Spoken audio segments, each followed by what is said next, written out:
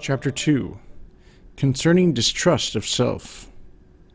Distrust of self is so absolutely requisite in the spiritual combat that without this virtue we cannot expect to defeat our weakest passions, much less gain a complete victory. This important truth should be deeply embedded in our hearts, for although in ourselves we are nothing, we are too apt to overestimate our own abilities, and to conclude falsely that we are of some importance. This vice springs from the corruption of our nature. But the more natural a thing is, the more difficult it is to be discovered. But God, to whom nothing is secret, looks upon this with horror, because it is His will that we should be convinced we possess only that virtue and grace which comes from Him alone, and that without Him we are incapable of one meritorious thought.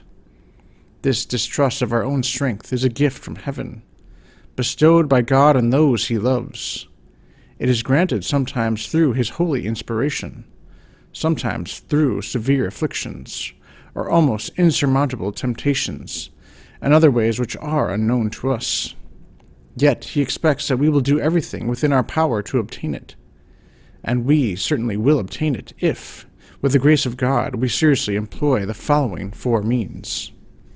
First, we must meditate upon our own weakness.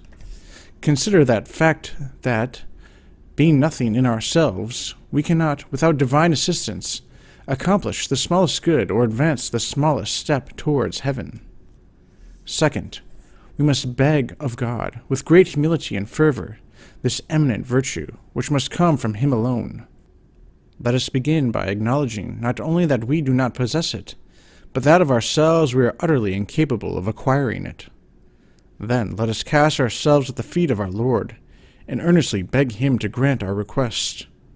We must do this with firm confidence, that we will be heard if we patiently await the effect of our prayer, and persevere in it as long as it pleases divine providence. Third, we must gradually accustom ourselves to distrust our own strength, to dread the illusions of our own mind, the strong tendency of our own nature to sin, and the overwhelming number of enemies that surround us. Their subtlety, experience, and strength surpasses ours, for they can transform themselves into angels of light, and lie in ambush for us as we advance towards heaven. Fourth, as often as we commit a fault, we must examine ourselves in order to discover our vulnerable points. God permits us to fall only that we may gain a deeper insight into ourselves, that we may learn to despise ourselves as wretched creatures, and desire honestly to be disregarded by others. Without this, we cannot hope to obtain a distrust of self, which is rooted in humility and the knowledge of our own weakness. Whoever seeks to approach the eternal truth and fountain of all light must know himself thoroughly. He must not imitate the pride of those who obtain no other knowledge than what their sins provide, and who begin to open their eyes only when they are plunged into some disgraceful and unforeseen debacle.